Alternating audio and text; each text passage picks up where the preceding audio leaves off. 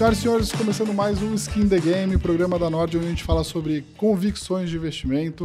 Hoje a gente tem um convidado aqui que tem uma experiência muito grande no mercado de ações. O Marcelo Mesquita começou a trabalhar, já tem mais de 31 anos de experiência, né? Passou pelo BESP Pactual, Banco Garantia, até fundar a Leblon, que é uma das casas de equities, né, de ações que a gente fala mais longevas do Brasil, com 1,5 bi hoje sobre administração. Tudo bem, Marcelo? Tudo. Vamos lá, hoje acho que tem bastante assunto aqui que a gente vai tirar dúvidas sobre algumas ações que a gente não vê assim com tanta frequência no portfólio dos gestores, né, Luiz? Não, acho que não, assim, até porque é um pouco do perfil deles, né? Trabalha mais com small cap, até micro cap tem algumas ações que eles carregam, então tem bastante papel interessante. O Marcelo também tem uma experiência muito grande com o conselho da Petro, né? Então a gente vai falar sobre esse assunto. Tem muito interessante. Marcelo, eu queria começar aqui o programa falando um pouco da tua visão aí de como hoje a Bolsa, né, acabou subindo aí quase mais de 10% já no ano, muita coisa recuperou.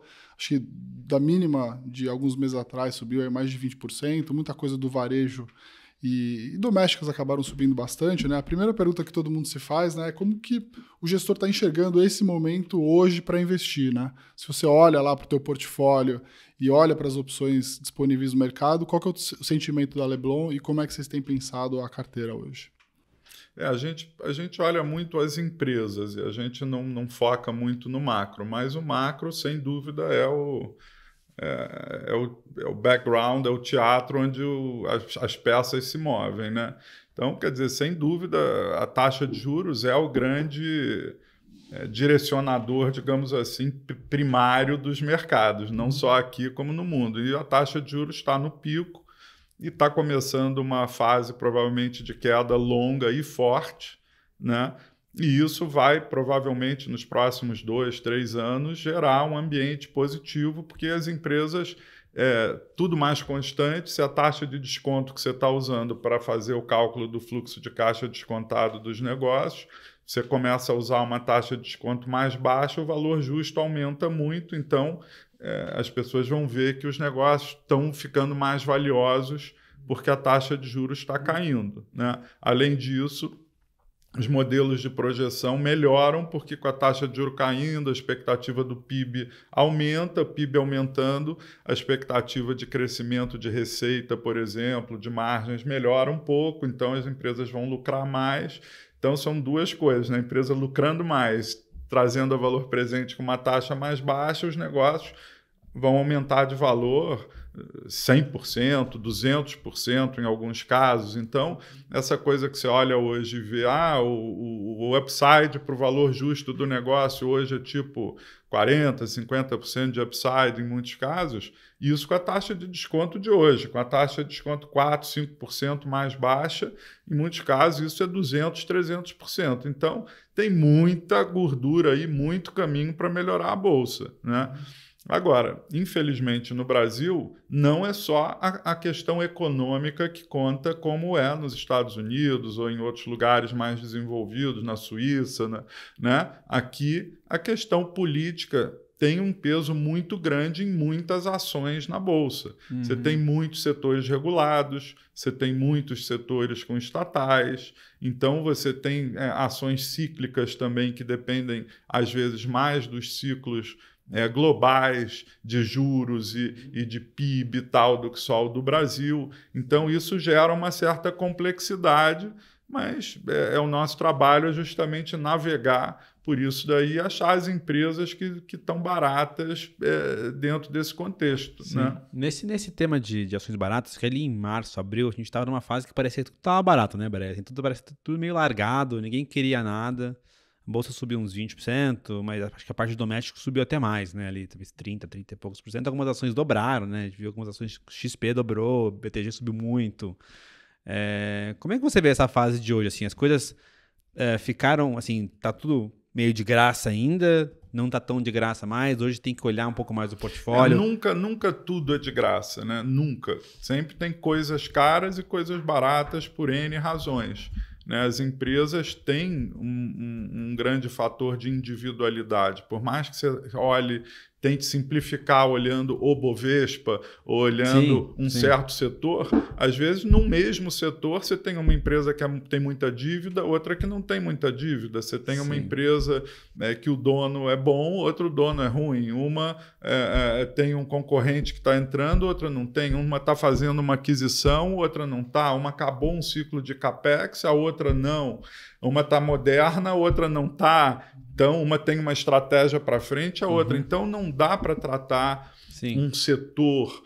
E o próprio Ibovespa é uma grande média que tem uma dispersão grande do que tem ali dentro. Né? Então, é por isso que é melhor conversar de casos específicos. Mas, em geral, quer dizer, o fato da taxa de juros estar muito alta é ruim para todo mundo, porque todo mundo está tomando dinheiro em banco mais caro, os clientes têm mais dificuldade de comprar com empréstimo, quer dizer, lógico, isso é uma ajuda para todos. Sim. Não, legal. Acho que era legal a gente falar aqui sobre alguns cases, né? Acho que B3 é um caso que a gente vê pouco aí no portfólio dos gestores que a gente conversa. E acho que é uma posição que você já carrega há algum tempo, né? Queria que você explicasse para o pessoal que está nos ouvindo aí um pouco do case de B3 hoje, né? Muito se fala se o valuation justifica e tal, né? É claro, a história da concorrência, isso eu conheço, eu ouço falar da concorrência, acho que faz mais de 10 anos. Ela vem em ciclos, né? Tempos em tempos ela volta. Provavelmente vai começar a voltar esse papo de novo. Mas assim, explicar um pouco pro pessoal o porquê investir em B3, né? Porque hoje ela é uma das maiores posições hoje. Acho que a B3, quando você olha o mercado de capitais brasileiro, ainda é muito subdesenvolvido. Tem muito pouca empresa listada, tem muito pouco título de renda fixa privado negociado, tem muita coisa de novos produtos e sofisticação que ainda pode acontecer. E é uma empresa líquida, é uma empresa grande, é uma empresa que não é muito alavancada, então é menos volátil do que outros papéis. Você pode estar errado e nesse cenário bom que a gente está olhando não acontecer, e ela é um pouco antifrágil nesse sentido de também conseguir dar bons lucros quando as coisas não estão tão bem. Mas indo bem é melhor para ela. Essa questão da concorrência, assim, se ela fosse só um lugar de negociação de título, sem dúvida a concorrência vai mudar muito. Tokenização, blockchain, todas essas novas tecnologias vão botar uma pressão em todas as bolsas no mundo. Provavelmente, eu não sei se em 2 anos ou em 10 anos, você vai comprar e vender tudo no Google. No blockchain, não vai precisar ir num lugar para comprar e vender. Então, desse ponto de vista, vai ser disruptado. Mas eu acho que a expectativa hoje do mercado é que isso é muito iminente, muito rápido, e o que a gente tem sentido é que não é assim. Até porque ela é muito integrada. Ela tem a CBLC, né? Ela faz a custódia, ela faz o clearing, ela tem um balanço que garante contraparte, risco de contraparte, para a pessoa que está tradando lá não ter os riscos que você teria, por exemplo, de comprar de uma outra forma em outro ambiente. Sim, então, de crédito, isso são barreiras de entrada significativas. Por isso que todos esses que anunciaram aí que iam entrar e concorrer nos últimos anos não tiveram sucesso tão rápido. Então, quando você combina isso tudo e olha ela negociando ainda ali a um PL entre 10 e 15, que implica um retorno alto e com a taxa de juros como ela está, é um papel assim de retorno bastante seguro. Provavelmente ela não vai triplicar de valor como outros casos da carteira, mas pela liquidez que ela tem e também os estrangeiros que estão totalmente fora da Bolsa, historicamente é um papel seguro e de entrada para o estrangeiro. Na hora que o estrangeiro começar a voltar forte para a Bolsa, historicamente a B3 é um caminho que eles usam. Então é um papel também que pode ter essa demanda desse perfil de investidor que hoje está fora e pode entrar e ajudar aí nesse re-rating da B3. Além disso, ainda tem muita coisa de melhora de gestão. É uma empresa que ainda é, na nossa visão, muito estatal. Ela era um clube, né? um negócio, quer dizer, um negócio é uma corporation, e certamente ainda tem muito parafuso ali que pode ser apertado, inovações, por exemplo, melhorar a legislação do novo mercado, que eu acho que hoje está totalmente errada, quer dizer, não faz sentido hoje. Quando ele nasceu, fazia muito sentido, mas hoje é muito claro, você tem um ambiente estatais, o novo mercado tem questões muito diferentes de uma empresa privada com controlador definido e uma empresa privada sem controlador definido. São 3 bichos totalmente diferentes, com conflitos e com questões a serem consideradas quando você quer dar um carimbo de qualidade para aquele tipo de empresa, que são diferentes, né? Então, remuneração. Uma empresa que tem um dono ali, você não precisa, como investidor minoritário, estar tão preocupado com a remuneração do executivo, porque tem um dono ali que não vai pagar uma loucura para um executivo. Está ali, ele está alinhado com você.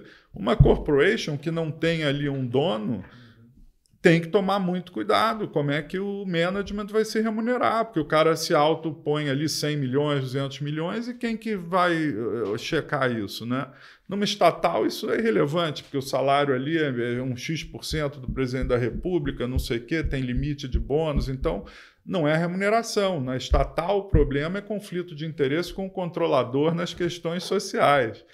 Né? Então, cada uma tem questões diferentes. Não adianta você ter uma coisa, novo mercado é assim e todo mundo tem que ser compliant. Então, só estou dando um exemplo de coisas muito relevantes ainda de modernização do mercado de capitais que podem acontecer, que podem trazer mais IPOs, mais, por exemplo, mercado de acesso, por exemplo, tokenização, crowdfunding, são coisas que é uma onda enorme que está vindo. A gente com blockchain, você pode listar um restaurante da esquina, né? Você pode, pequenos negócios que hoje têm grande dificuldade de acessar capital, equity, de uma forma transparente, vão poder fazer isso. Se a B3 criar esse ambiente, por exemplo, para isso, você pode ter um sucesso enorme. A Suíça, por exemplo, está criando empresas focadas nesse tipo de coisa, de blockchain, tokenização e crowdfunding para viabilizar equity para negócios pequenos e médios, né? Na Ásia também. Então, isso a gente aqui está engatinhando. Isso tudo tem muito valor e a B3 pode capturar isso e não está no múltiplo. Quer dizer, então, por isso que a gente gosta. Legal. Você tocou no ponto aí sobre governança, né? E você está numa posição hoje muito privilegiada, que é participar do Conselho de Administração da Petrobras, né? Muito se colocou aí... Se questionou aí de qual seria a interferência do governo na Petrobras hoje. Você acha que hoje, dado todo o trabalho que foi feito de governança dos últimos 7 anos, você acha que a Petrobras ela é muito mais... ela está muito mais protegendo hoje o acionista do que protegia antigamente? Enfim, tinha mais interferência do governo antes do que tem hoje? Eu acho que assim, a empresa hoje, depois da class action, depois dos acordos que ela fez para não ter monitor, para não pagar bilhões e tal, ela melhorou muito, contratou consultorias e melhorou muito os processos internos e a governança para evitar os descalabros que haviam no passado. Então, decisões que antes eram individuais, agora são coletivas. Tudo tem que... É muito difícil alguém impor a sua vontade, tudo tem que ser explicado por um processo, por um grupo, e esses comitês técnicos estatutários, eles têm responsabilidade na física para as pessoas que participam deles. O TCU tem uma equipe dentro da Petrobras com mais de 20, 30 pessoas o tempo todo, checando tudo que acontece lá. É uma empresa muito grande, a maior empresa do Hemisfério Sul, é um negócio realmente grande para o tamanho do Brasil e do mundo. Então, tem um nível de escrutínio hoje dos reguladores muito grande. E as pessoas viram os companheiros saindo algemados e presos, então tem um medo muito grande interno de embarcar em aventuras nessas loucuras. Agora, o que a gente viu ao longo dos últimos 7 anos, desde esse período de arrumação, é que, infelizmente, os políticos no Brasil ainda não têm uma visão muito clara de que você tem estatal onde o governo é só ele o dono, 100%, como BNDES ou a Caixa Econômica, e tem estatais como a Petrobras, o Banco do Brasil, por exemplo, onde tem minoritários, que é muito diferente. Política pública em empresa que você tem sócio é diferente de política pública em empresa que você não tem sócio. Então, já começa por aí essa separação que não é bem entendida. E, tirando isso, tem esse desejo sempre do presidente da República, isso aconteceu com Temer, aconteceu com Bolsonaro e agora acontecendo com Lula. Sempre acham que a política de preço da Petrobras poderia ajudar a inflação, poderia ajudar outras coisas. Só que essa é uma visão míope de curto prazo. Por que não falta batata, né?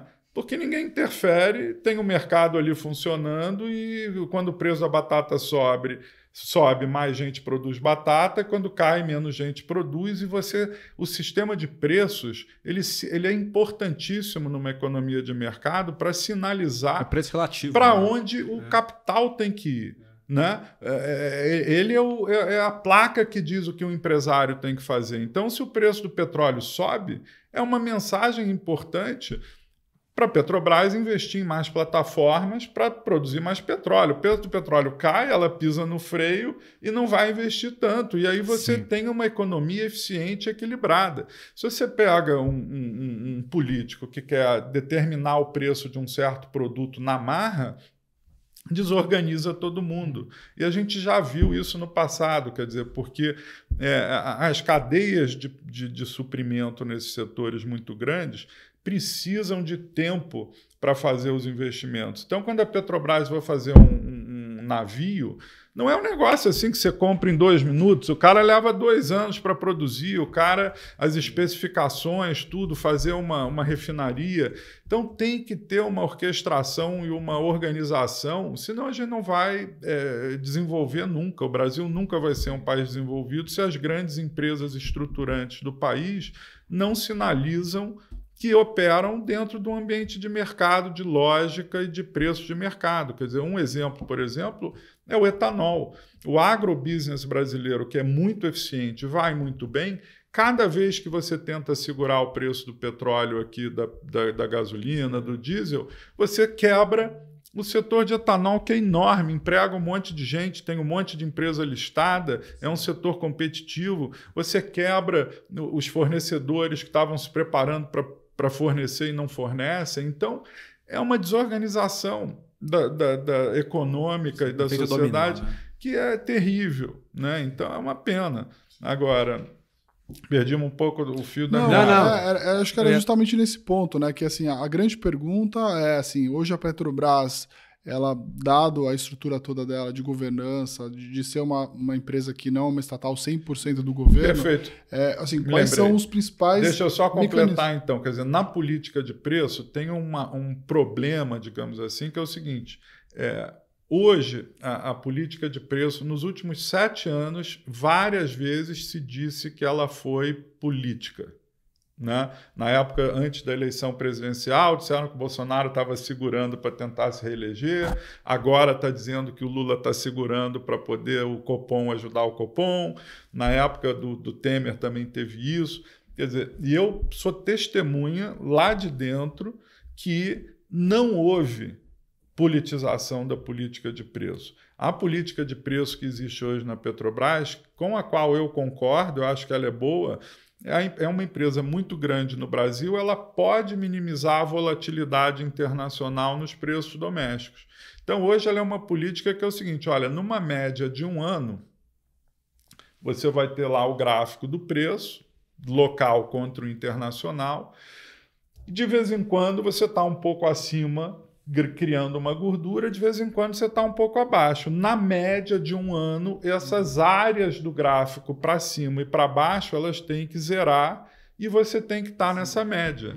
Se a gente consegue fazer isso com eficiência, é muito bom para o país, porque você minimiza posto de gasolina, o taxista, o cara do Uber, né? De saber, toda semana, todo dia está mexendo ali o preço, então, guerra na Ucrânia, o negócio dispara, aí você vai aumentar. E sempre que você aumenta e diminui, a queda nunca é tão fácil quanto o aumento. no varejo, na ponta final. Então, tem uma lógica disso. Agora, pode ser aperfeiçoado. Por exemplo, talvez não precisasse ser uma média anual, poderia ser uma média trimestral. Teve período do Pedro Parente que era diário. Diário gerou muito barulho. Então, a área comercial tem vários prós e contras de diferentes períodos de média, diferentes nuvens de volatilidade, mas é técnico. O que eu posso só afirmar aqui é o seguinte: nos últimos 7 anos, olhando lá como os processos são, como as pessoas decidiram e o que aconteceu, teve muito barulho na mídia de que aconteciam coisas que não eram o que de fato estavam acontecendo. E o que é uma pena, porque a empresa fica barata, a ação fica barata, porque você tem esse barulho na imprensa, no mercado e tudo, que é uma pressão legítima, de controle legítimo de um problema que já houve no passado, mas isso não aconteceu. Sim, até para colocar todo mundo em perspectiva, né, assim, que até ouvir a sua opinião, né, assim, a gente viu uma série de escândalos na Petrobras, assim, não muitos anos atrás, né, assim, no Brasil a história se repete de alguma forma, né, e a gente viu toda a parte de investimento, né, até a gente estava comentando sobre Passadina antes, né, enfim, todos os investimentos da política de preço lá atrás que eram eventualmente mais equivocadas, né. Assim, quais são, se fosse citar, assim, 3, 4, assim, o que era lá atrás que, era realmente muito ruim, processos muito ruins, a gente evoluiu para esse arcabouço que é hoje, que é um pouco do que você estava já comentando, e o que limita mudar esses arcabouços que a gente tem hoje para o futuro, né? Assim, por que não dá para chegar alguém lá e falar assim, cara, eu quero mudar esse negócio aqui e... Com tempo e intenção ruim, as pessoas conseguem destruir qualquer empresa, qualquer processo. Então, isso é um dado, né? Eu não sinto hoje que existe esse desejo tão forte. Existem pressões para que isso aconteça, sim, mas eu acho que existe um certo bom senso de algumas pessoas de que isso não deve acontecer. Eu acho que a grande mudança é que as decisões eram muito top-down individualizadas e hoje as decisões são bottom-up em grupos. Então, com isso, é difícil você ter quadrilhas. Assim, ter um bandido ou uma pessoa mal intencionada numa organização acontece, é possível, é normal, da natureza estatística do mundo. Agora, você ter uma gangue é mais difícil. E aí você tendo a decisão tomada por um cara do compliance, um cara do jurídico, pessoas que são de áreas que não têm o mesmo chefe, que não se comunicam, que não se falam tanto no dia a dia, e você tem uma decisão a ser tomada e todos têm que dar um parecer e dar uma visão, é difícil você convencer todo mundo de fazer uma besteira. E eu acho que tem uma crença dentro da empresa de que ela é uma empresa, ela tem que dar lucro, ela tem que gerar... vender com lucro, com margem, para quê? Para pegar isso e crescer, e investir, em conseguir prestar o serviço que o país quer tirar rapidamente do fundo do mar uma riqueza que está lá, que daqui a pouco não vai valer nada, porque o mundo está caminhando para não querer usar mais combustível fóssil. O Brasil descobriu tarde essa riqueza e tem que acelerar o uso dessa riqueza para trazer riqueza para o país. Então, quando se fala, por exemplo, nessa diversificação da empresa para a transição energética e tal, eu acho um grande absurdo. Embora eu, como cidadão, concorde que o mundo está caminhando para uma transição energética e ela tem que acontecer, mas ela não tem que acontecer com uma estatal, ela tem que acontecer com o setor privado. Quer dizer, quem vai fazer isso? É a Eletrobras, são as empresas do setor elétrico que estão privatizadas, Ômega Energia, tem um monte de casos aí, empresas capitalizadas, ricas, com custo baixo, que podem investir em renováveis. Agora, se a Petrobras não tirar o petróleo de 3 mil metros de profundidade, ninguém vai tirar. Então, ela tem que focar a energia nisso que ela sabe fazer e que ela faz só bem e que só ela faz. Senão, o país vai jogar fora uma riqueza muito grande. Então, historicamente, essa diversificação da Petrobras não deu retorno. Por quê? Porque no upstream, na área de produzir petróleo, a Petrobras é muito eficiente de custo, apesar de ser estatal, Porque numa plataforma, você não consegue botar 30 mil pessoas do amigo do prefeito ou do sindicato, porque a Marinha, não, no navio aqui tem 10 quartos, cabem 10 pessoas. Então, e você não pode botar um incompetente ali operando uma plataforma. Então, a operação offshore ela é muito boa, eficiente. Quando você vai para o onshore, aí entra a politicagem, uma refinaria, o cara em top de gente do sindicato, em top de gente que é amigo do prefeito local, não sei o quê, e aí vira um empreguismo e vira um negócio que não é eficiente. Você pega os benchmarkings internos, as refinarias da Petrobras são do último quartil de qualidade, de modernização, de custo, e o upstream é primeiro quartil. Então é tão óbvio que você tem que focar no que dá lucro e é eficiente, só você faz. Então é uma discussão maluca essa, na minha visão, de dizer que ela tem que ser diversificada. A quem interessa essa diversificação? Aos políticos, que tem mais empreguismo para dar, ao sindicato, que quer uma empresa grande com mais empregos lá dentro, o que também é míope, porque todos os ativos que a Petrobras vendeu, na mão do privado, aumentou o investimento e aumentou o emprego. Então, tem muita gente da Petrobras que saiu da Petrobras para trabalhar nesses ativos que foram vendidos. Quer dizer, não é o sindicato vai ficar com menos emprego. Os funcionários da Petrobras vão ter mais emprego, salário melhor quando vão se aposentar e vão para essas empresas. Então, os próprios governadores e políticos do Nordeste, dos outros estados onde tem operação da Petrobras, estão entendendo isso, que aonde você vendeu o ativo, floresceu. Hoje a 3R, por exemplo, é o maior pagador de imposto do Rio Grande do Norte. Né? Super importante. Então, se a empresa floresce, o Rio Grande do Norte vai florescer. E por aí vai, na Bahia também, com a refinaria que foi privatizada, em Manaus e tudo mais. Então, o que eu fico muito frustrado é que a gente, como país, tem dificuldade de ver o óbvio e criar esses consensos básicos. Né? Nos países que estão hoje ricos, você tem esquerda e direita, mas é uma filigrana em volta de um consenso muito forte de país. Sim. E aqui não. Entra um, quer dizer que tudo que foi feito estava errado e refazer do zero. E a gente fica patinando e não avança. E não anda para frente. Quer dizer, o dividendo... Pô, a Petrobras chegou agora num lucro enorme, pagando um dividendo enorme, o país devia estar feliz. Feliz, porque vai ter dinheiro sobrando em dividendo para fazer escola, hospital, para dar ticket, Bolsa Família, tudo. Esse dividendo da Petrobras pode bancar um monte de programa do governo.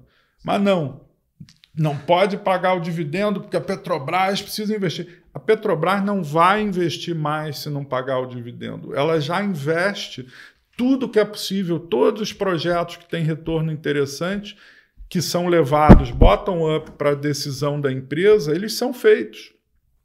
E depois é que você vê o que sobra e distribui. Então não tem esse trade-off de, muito dividendo é porque não está investindo. Não é. É muito dividendo porque o petróleo está altíssimo e a Petrobras está muito eficiente. E aí está dando muito lucro, que era o que sempre devia ter acontecido e que foi arrumado nesses últimos 7 anos. Então, mas é muito dividendo. É uma loucura, entendeu? Quer dizer, a discussão devia ser o que vai fazer com o dividendo. Vai dar salário para juiz, salário para funcionário público, ou vai botar em estrada, em infraestrutura, em ferrovia? Isso é que a gente devia estar discutindo como país. Quer dizer, a esquerda vem e tem uma certa prioridade no investimento, não, vamos botar mais em educação, mais nisso ou naquilo. Às vezes a direita, não, vamos botar mais em infraestrutura, vamos botar mais em estrada, que é como é no mundo. Sim. E a gente não olha para fora para ver como faz, entendeu? E é isso que é frustrante. Aí a Petrobras negocia 3, 4 vezes o lucro. Podia negociar 10 vezes o lucro. Mais barato que outras refinarias do mundo. Né? Por isso, porque a visão dos investidores, do dono, e o que o dono quer para aquele ativo é dificílima. Sim. Você nunca sabe. Quer dizer, na média, um presidente da Petrobras durou 1 ano nos últimos 30, 40 anos. Quer dizer, não é recente, é um padrão. Por quê? Porque é um cara que tem muito poder de decisão, E é uma peça política num país como o Brasil muito poderosa, porque o cara faz contratações de bilhões, decide setores, decide muita coisa, tem muito poder. Sim. E aí os políticos querem esse poder e não veem que a empresa deixa de ter a sua função como empresa, e aí tudo vai por água abaixo, enfim. Eu acho que a gente podia até tocar nesse ponto, né? Você falou que investe na 3R, né? Vocês investem na 3R ou na Recôncavo? Hoje a gente, Petro Recôncavo, já investimos na 3R, já investimos na PetroRio. E isso impactou muito as juniors, né? Primeiro saiu uma notícia que o governo interferiria via imposto, imposto, e depois na questão da venda de ativos. Qual que é a tua visão em relação a isso? Deve mudar? Assim, vai mudar? Mudou alguma coisa do que estava combinado ou isso deve se resolver? Eu acho que, pelo que eles têm dito, não vai ter mais novos ativos sendo vendidos da Petrobras. Mas o que já foi vendido já foi grande, já foi um bom começo para desenvolver esse ecossistema de junior companies que existe hoje no Brasil. O que aconteceu, na minha visão como analista, é que quem comprou os ativos não comprou necessariamente na maior eficiência do ativo. Quer dizer, você tinha gente que tinha ativo na Bahia e não conseguiu comprar outro na Bahia, o cara que comprou foi o que estava no Nordeste. Quer dizer, você tem empresas que têm ativos que eram melhor estar na mão de outra e vice-versa. Então, eu acho que a gente pode ter nos próximos 3, 5 anos um ambiente de rearrumação desses ativos que estão na mão dos privados. Pode ver também fusões e aquisições entre esses players aí, e vai ter um redesenho desse setor privado nas junior companies, entendeu? Acho que isso vai acontecer. E a gente acha hoje a mais barata é Petro Recôncavo, você vê a lucratividade dela é muito forte, o EBITDA que ela gera é o mesmo de uma 3R PetroRio com 1/3 da produção, né? E ela é muito integrada, ela tem as sondas que ela usa, tem um risco de produção muito baixo, porque é em terra, as outras são no mar, é muito mais arriscado, né? Eu acho que o mercado ainda não... Esse é um setor que você tem que olhar muito no mais longo prazo. E muitos desses ativos na mão da Petrobras no mais longo prazo são ativos difíceis. Por isso que a Petrobras resolveu vender esses primeiro. E essas empresas que pegaram isso estão com muita promessa e visão positiva, mas tem riscos grandes. A Petro Recôncavo, por ser em terra e já operar ativos mais simples, eu acho que a certeza da curva de produção e da lucratividade da curva de produção é muito maior. E ela está com múltiplo menor do que as outras, muito menor, inclusive porque é mais ilíquida, porque é uma empresa menor, né? Eu acho que um feature do mercado hoje, que a gente estava falando aqui de barato, caro, é que quando você tem o juro subindo muito e tem muito resgate dos fundos de ação, você é obrigado a vender posições em corte linear, porque o cliente final está tirando dinheiro. Quando isso acontece, as empresas pequenas e médias elas sofrem mais, porque você não tem tanto ali uma liquidez naqueles papéis. Então, elas ficaram mais amassadas, elas estão muito mais baratas. Então, acho que um feature interessante hoje do mercado é que mid, small caps estão com um desconto de liquidez muito grande historicamente quando comparado com a média das outras empresas. Sim. Aí a gente vê uma oportunidade grande. Você tem um ponto legal que você poderia comentar, assim, quais são as teses que você acha que em mid, small ficaram ainda tão muito baratas, que vocês estão mais animados, enfim, quais são aí 2, 3 teses que vocês... Tem muitas. Tem, por exemplo, Ocean Pact é uma empresa muito legal que saiu IPO a 10, 11, foi a 2, né? Por questões próprias da empresa, não é só porque ela era mid, small cap, teve um aumento de custo da negociação salarial que o mercado não esperava, teve atraso na entrega de alguns navios, teve atraso em alguns contratos que ela assinou com os clientes. Então, quando você pega os 2, 3, 4 trimestres posteriores ao IPO, foi muito pior do que a expectativa vendida no IPO. E aí, quando você tem uma empresa nova, pequena, desconhecida, que não entrega o que prometeu, o negócio é dizimado, né? Só que quando você tem gente séria, quando isso acontece não porque foi sacanagem, foi um fato da vida. Quem faz negócio não controla o ambiente de negócio. Às vezes tem chuva, tempestade, mas não quer dizer que o carro que você está andando ali é ruim. Você pode estar numa Ferrari, mas está com chuva. E, em geral, esses são os melhores momentos para ganhar dinheiro. É quando você sabe que você está numa Ferrari, mas está chovendo, está uma tempestade, porque a tempestade passa e a Ferrari continua. O problema é o contrário, né? Quando você está num carro porcaria e com sol achando que vai dar tudo certo, né? E eu acho que esse é um caso, quer dizer, uma empresa que tem bons acionistas, um controlador competente, reconhecido no setor, investidores de boa qualidade, estão fazendo o melhor possível. E esses daily rates desses barcos que eles operam está subindo muito no mundo, porque é um setor que teve uma quebradeira global grande. Quando o preço do petróleo despencou, esses barcos ficaram sobrando, barcos ficaram sucateados, muitos foram retirados, e o daily rate está subindo. É igual ao Santos Brasil, o preço da movimentação no porto, quando o porto está cheio, começa a subir e você começa a ganhar muito dinheiro. É a mesma coisa na Mills, nas empresas de rental, quer dizer, você tem um negócio cíclico, onde aquele ativo de repente ficou sem muita demanda, o preço do aluguel daquilo cai muito, a empresa parece que ela não é muito lucrativa, mas na média o earnings power é muito grande nas médias de ciclo em relação ao que está acontecendo hoje. Então, quando você olha o múltiplo de uma Ocean Pact para daqui a 2, 3 anos, quando os contratos de longo prazo que estão vencendo são substituídos pelo preço de mercado hoje, que já está mais alto, o lucro potencial da empresa é 3 vezes o que é o atual. Então, quer dizer, ela está, na verdade, a 4 vezes lucro no lucro potencial dela, e não a 15, 20, como parece quando você olha hoje o número.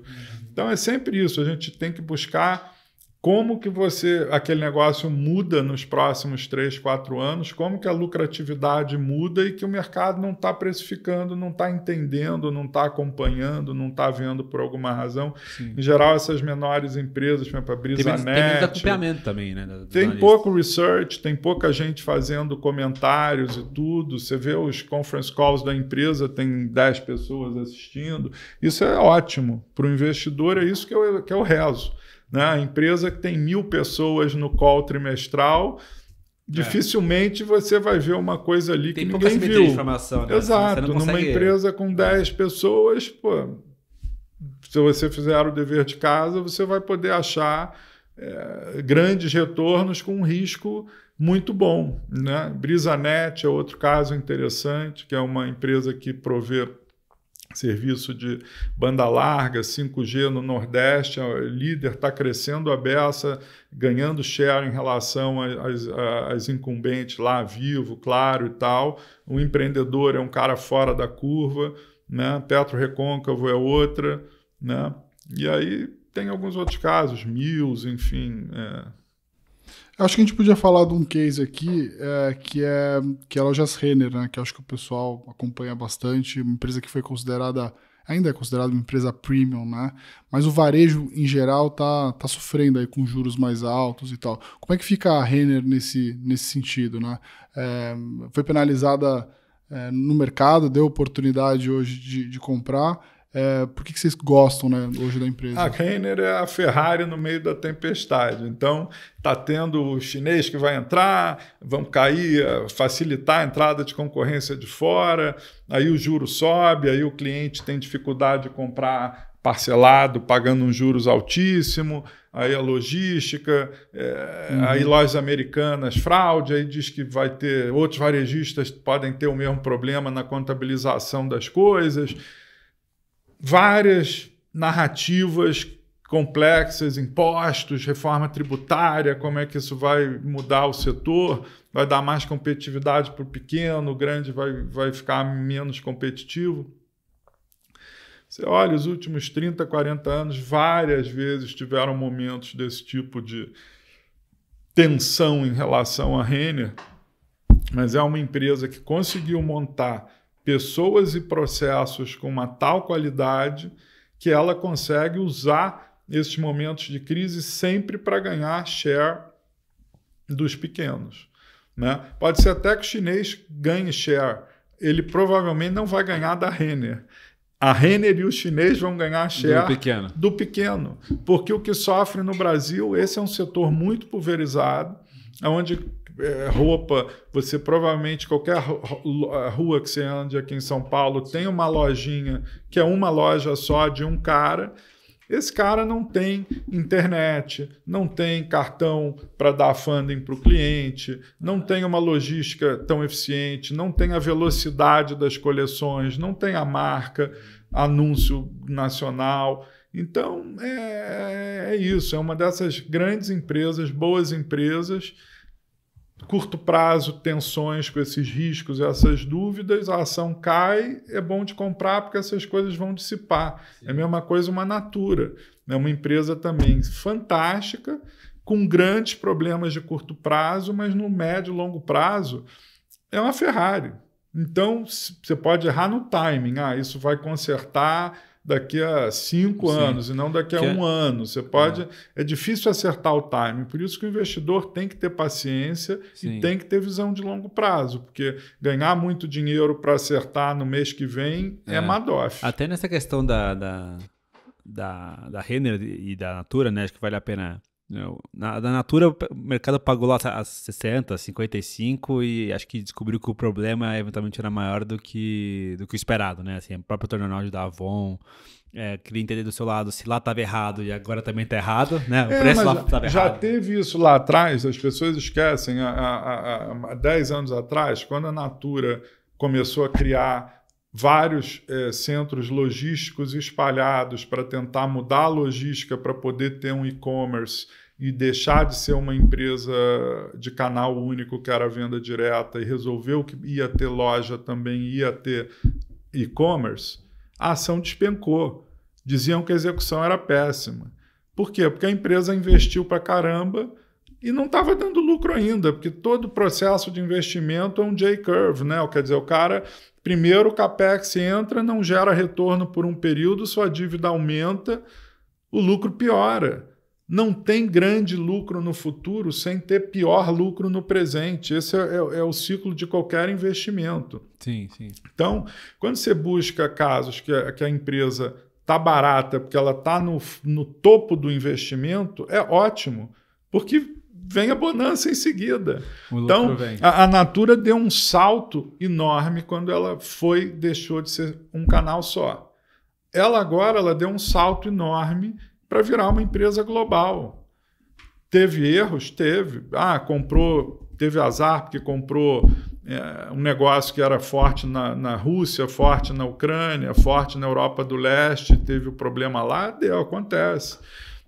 Teve Body Shop, o Covid, quem tinha loja se ferrou na Covid.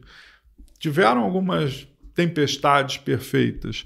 Só que se você acredita nas pessoas, no processo, no produto, na estratégia, isso tudo vai ser consertado cedo ou tarde e o lucro, e ela vai virar uma empresa global de cosmético comparável a Estée Lauder, comparável a L'Oréal, a Beiersdorf, e não mais ao universo brasileiro de empresas. E isso tem um prêmio de risco, de múltiplo enorme.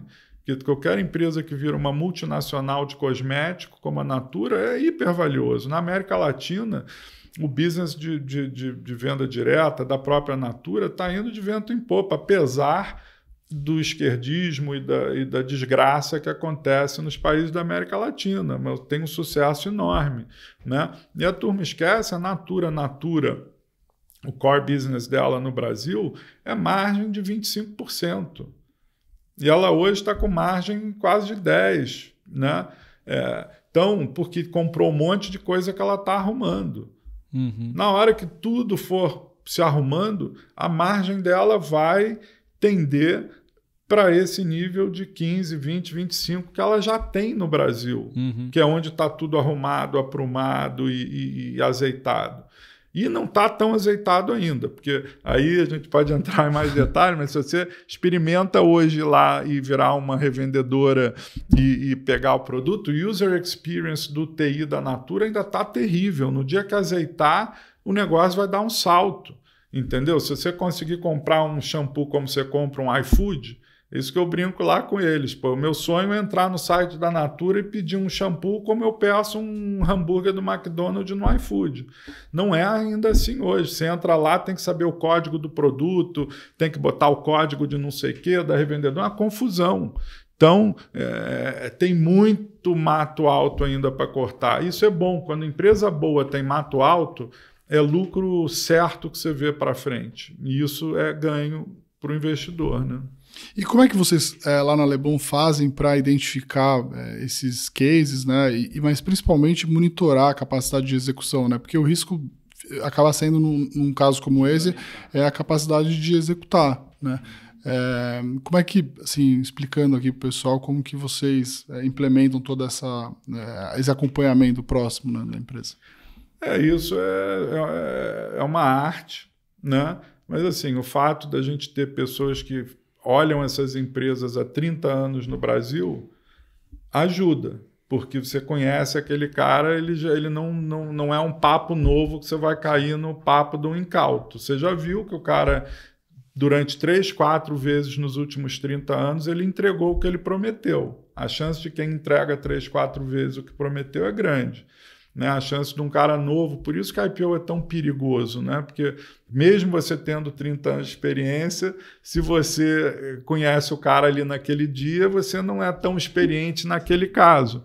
Mas quando você pega uma Vale, uma CSN, uma Natura, as empresas que estão listadas há muito tempo, a gente cobre há muito tempo, isso te dá uma vantagem competitiva nessa avaliação, né? E nas outras é fazer o dever de casa, a turma mais nova ir em cima e passar a conhecer essas pessoas e conversar com cliente, fornecedor, concorrente, tentar entender a situação. Esse é o trabalho nosso básico no dia a dia. Legal. Bom, já falamos aqui sobre várias ações, né? Falamos de B3, Petrobras, Mills, Renner, Brisanet, Natura. Eu peguei aqui a listinha. Né? Falamos de Petro também.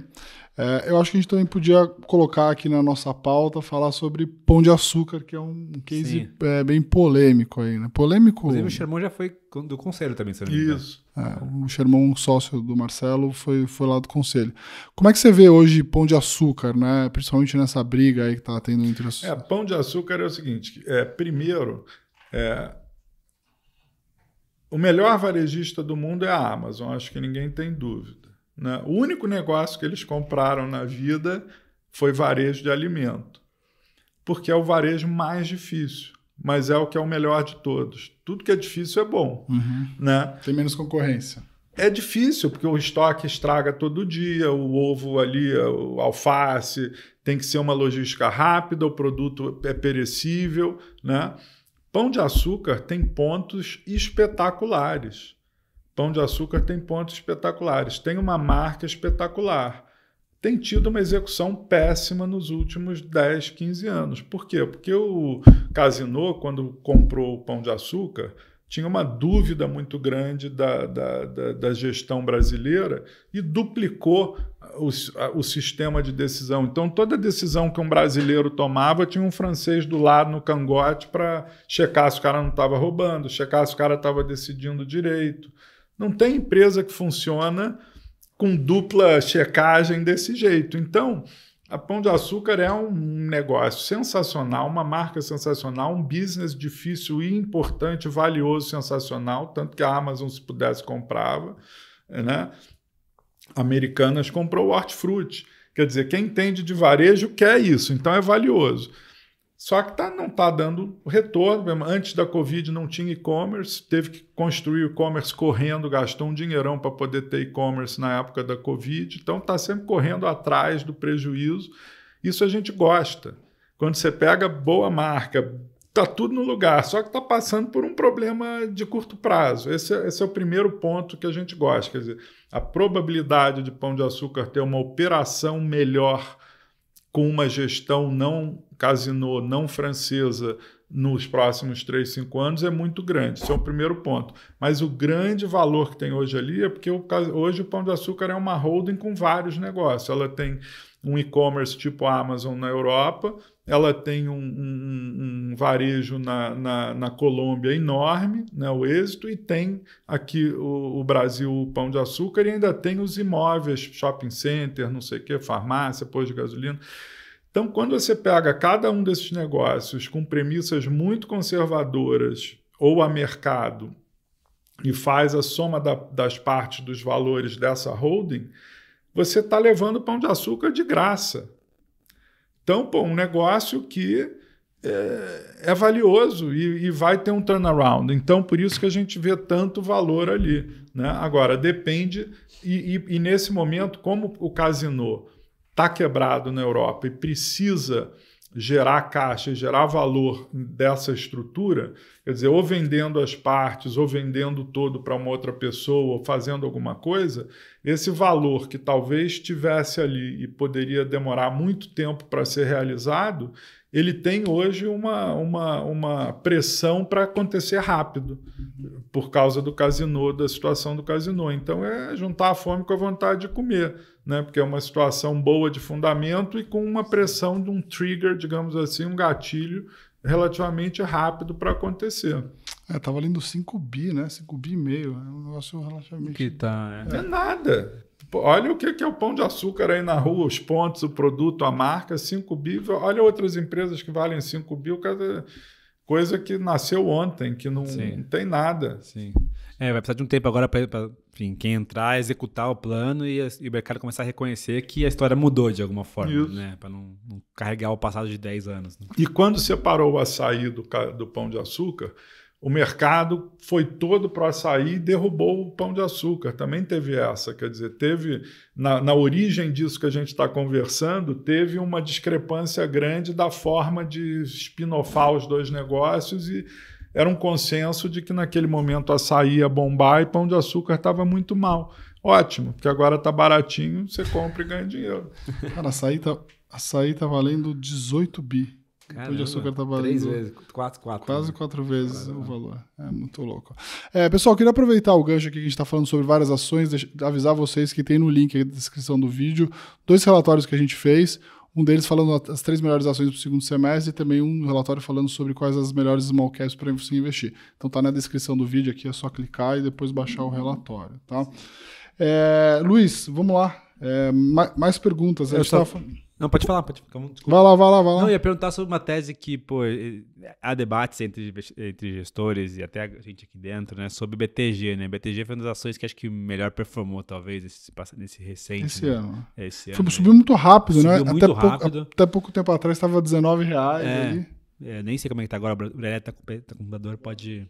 Mas, assim, subiu absurdamente rápido, né? O valuation deu uma esticada boa, né? Assim, queria entender como é que você vê hoje, assim, o negócio, obviamente, gestão interessante, consegue executar bem. Como é que você vê a constatação entre o que o negócio e o quanto está negociado na bolsa hoje? Está caro, não está tão caro? Enfim. BTG é um negócio com gente muito inteligente, muito motivada, né? Muito alinhada e que tinha um negócio de atacado e que olhou o modelo da XP e falou, esse é um modelo de ir para o atacado que eu nunca poderia ir e que agora tem esse caminho aqui que eu posso ir para o varejo e ter um business model mais resiliente, mais diversificado e mais valioso, né? Porque o varejo é mais valioso do que o atacado, né? Em termos de múltiplo.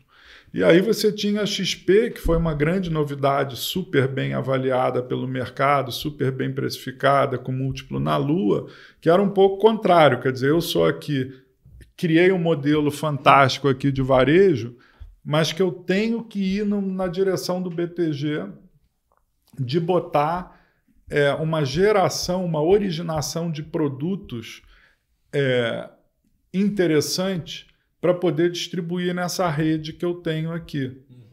Então, eram dois negócios, um com múltiplo na Lua, um com múltiplo baixo, com uma estratégia de se encontrar no meio do caminho. Sim. E o que aconteceu foi isso, quer dizer, os dois estão caminhando para se encontrar no meio do caminho, só que XP com múltiplos altíssimos e o Pactual com múltiplos baixíssimos. Se você vai ter duas instituições muito parecidas se encontrando no meio do caminho, eu acho que era interessante estar apostando mais no BTG se valorizar do que a XP, né? Agora, tem outras coisas acontecendo ao mesmo tempo, quer dizer, os Itaú, os Bradescos, o Banco do Brasil não estão parados, estão vendo essa movimentação desses e tem no acostamento correndo também os Nubanks da vida, os C6, o Nomads, o Wise, um monte de novos players que estão conseguindo capturar muito cliente de forma Banco Inter, de forma eficiente, e que aí a coisa é do cross-selling lá na frente. Então, hoje é difícil avaliar banco. A gente hoje, quando discute internamente o setor de banco, é um dos mais complexos, porque os múltiplos já estão começando a convergir, essa discrepância que tinha muito clara e muito forte, ela já fechou bastante. Então, hoje já não está tão óbvio que o BTG está tão mais barato assim do que a XP, já se encontrou ali no meio do caminho. E você tem a reação dos incumbentes, você vê o Itaú criando quase que um modelo também de Ion, de ter uma tentativa de agente autônomo, o próprio Safra também entrando. Então, acho que o ambiente competitivo vai ficar mais acirrado, o retorno do capital empregado está reduzindo. Você vê esses em escritórios de autônomos, por exemplo, o pessoal bidou por múltiplos altíssimos. Quer dizer, isso é um negócio que reduz o valor, porque você está pagando muito caro para construir um negócio, né? Tem os estrangeiros também, que uma hora ou outra o Brasil, com juro mais baixo, estabilizando, também querem e vão entrar no Brasil e também vão ter serviços e produtos talvez interessantes. Então, é um setor aí complexo. A gente tem BTG na carteira, mas tem reduzido um pouco. Já foi uma posição bem grande, hoje está uma posição média. Mas banco no Brasil, em geral, como setor, é muito bom, porque ainda é um país pouco bancarizado, ainda é um país que tem pouco empréstimo, as pessoas têm pouco endividamento porque o juro é muito alto, as empresas emitem pouca ação e pouca dívida privada, né? Ainda é um país continental com muita empresa pequena que pode ter fusões e aquisições. Então, assim, a dinâmica do setor, comparada com outros setores na Bolsa, é muito boa. O valor relativo dos players ali está muito difícil hoje de fazer grandes apostas, na minha visão. Essa é a dificuldade para o investidor. O BTG e Nubank estão valendo praticamente a mesma coisa. O BTG está valendo 140 bi de real e o Nubank está valendo aí 37 bi de dólar. Então é isso aí mesmo. Parecido. Parecido. Não fiz a conta certa? Acho que fiz, né? 37. 4, vai direto. 3, 4, alguma coisa. É isso aí, um pouquinho mais caro talvez. Um pouco mais caro. 37 vezes 5. Se fosse 40 seria 200, vai, como se moda. É isso aí. Acho que para a gente caminhar aqui para o final, acho que tem um case que é legal a gente falar, que é Priner, que eu lembro até que vocês lá no IPO ancoraram, um case que vocês conhecem muito bem, é uma small cap que parece que está bastante largada, inclusive a gente já acompanhou aqui, a gente já estudou, é uma empresa que a gente gosta. Queria que você contasse um pouco do case aí de Priner para o pessoal. Priner é uma empresa de gestão de pessoal, mas um pessoal que tem que ser muito bem treinado, porque quando você para uma indústria siderúrgica para trocar uma caldeira, o cara tem que ir lá, um alpinista, tem todo, além das pessoas que vão lá executar o serviço, você precisa de uma engenharia por trás para planejar como é que o ataque daquelas pessoas aquele monumento vai ser feito. É uma coisa muito customizada. E isso é uma coisa de gestão de mão de obra de margem baixa, mas também de capital empregado baixo. Então, por isso que o retorno do capital empregado é muito interessante, porque é margem baixa, mas capital baixo, é gente. E é uma gente que, se você tem os ISO 9000, todas as certificações de processo e tudo, e um track record forte de entregar essas obras, esses serviços rápido, sem erro, sem morte, com qualidade, para uma grande empresa, uma CSN parou para reformar um alto-forno, se demora 1 dia ou 2 a mais a reforma, o cara perde muito lucro, comparado com o preço de botar essas 300, 400 pessoas ali fazendo a reforma. Então, isso é um negócio bom por isso, porque você dá um serviço que é muito barato para o teu cliente, mas é muito relevante para o teu cliente. E aí ele quer sempre escolher você e manter você ali como o fornecedor, porque ele não vai arriscar de pegar ali um outro que é mais barato e que não treina direito a mão de obra para testar e arrebentar o lucro no trimestre. Então, por isso que a gente gosta do negócio. Além disso, tem um management muito bom, que faz isso há muitos anos, que é super consciente de controle de custo, como tem que ser, porque é um negócio de margem baixa, tem que ser muito fiel em cortar custo. E aí o que a empresa tem feito para crescer e aumentar de valor é agregar serviços interessantes adicionais para esses clientes para quem ela já trabalha. Então, quer dizer, ela começou como pintura e isolamento, e agora ela está comprando coisas de isolamento térmico ou de limpeza, de outras coisas que ela não tinha a máquina ou treinamento para fazer, e tem feito muitas aquisições. As aquisições têm dado certo porque você tem integrado sem tirar as pessoas que você comprou. Quer dizer, seu maior erro de M&A é comprar um negócio, trocar as pessoas para deixar a sua. Se você soubesse fazer, para que vai comprar? Você compra para ficar com o cara que você comprou. Então, o Túlio, que é o CEO, é muito consciente disso, tem mantido as pessoas dessas empresas e ela tem crescido numa toada bacana, uma empresa que tem muito potencial de crescer. E quando você olha as peers negociadas na Bolsa, por exemplo, estão negociando com múltiplo muito maior, né? Uma Ambipar, uma GPS, que tem serviços de menor valor agregado do que a Priner, só que são maiores, mais líquidas, tem um prêmio de múltiplo que eu acho que a Priner vai correr atrás e fechar esse gap. Legal. Maravilha. Legal. Falamos bastante sobre assunto. O pessoal gosta, né? A gente já falou de bastante ação, inclusive, que muita gente tem na carteira. Ou quer saber, né? Então, hoje foi recheado. Hoje foi recheado. O Ricardo vai ter dificuldade lá depois na edição de falar colocar quantas imagens de empresas lá do que a gente falou. Mas foi muito legal ter falado assim de tantos cases, Marcelo. Queria deixar as últimas palavras aí para você falar sobre a Leblon e também deixar aí também os contatos para quem quiser conhecer a Leblon, investir no fundo. Enfim, a palavra está com você aí. Obrigado aí pelo convite. A gente é muito transparente no website lá nosso, tem calls trimestrais que a gente faz para explicar o que está na carteira, o que saiu, entrou na carteira. A gente tem feito vídeos, e ao contrário de cartas, antigamente mandava carta, né? Eu acho que hoje em dia está tudo mais audiovisual, as pessoas não querem ler tanto, preferem uma conversa feito essa visual. Então a gente tem lá todo trimestre lá disponível no website da Leblon. Né? Eu acho que um diferencial nosso é esse foco em só fazer ações. A gente não tem fundos multimercado, câmbio, juro, macro, não sei o quê.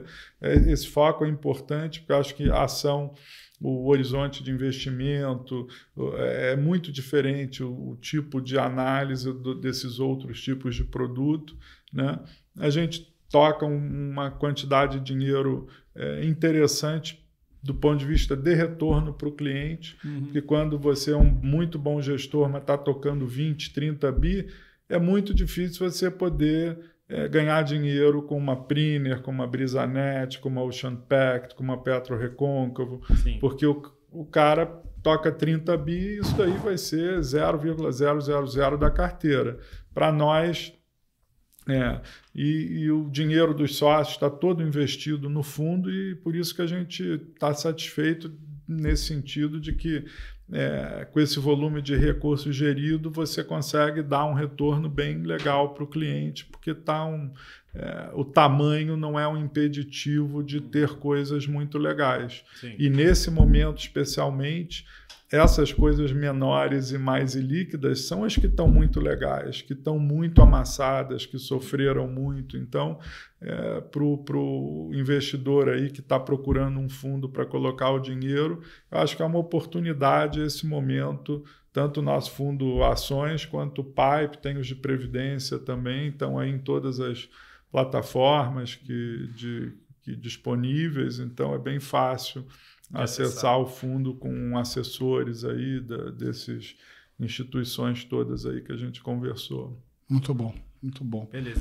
Batemos na pinta aqui no horário. Marcelo, queria te agradecer aí, mandar um abraço também pro pessoal lá da Leblon, pessoal sempre muito solícito com a gente já teve a oportunidade de ter vocês aqui algumas vezes e ter ido lá também, né? E parabenizar aí pela história tão longeva, né? São poucas as casas que existem em ações só, né, tanto tempo. E te agradecer aqui pela participação. Acho que foi bem legal porque a gente pôde falar de vários cases específicos, vários cases que as pessoas perguntam pra gente, né? Alguns a gente gosta e investe, né? Que é o caso de BTG, por exemplo, Priner também. Mas é sempre bom falar um pouco sobre os cases da carteira e a gente entender um pouco da visão de vocês. Então, obrigado. Queria agradecer também ao pessoal que assistiu aí, participou do programa. Não esqueçam de dar o like aqui, compartilhar. Lembrando que esse programa vai ao ar a cada 15 dias, toda terça-feira, às 5 horas da tarde. Beleza? Um abraço e até a próxima.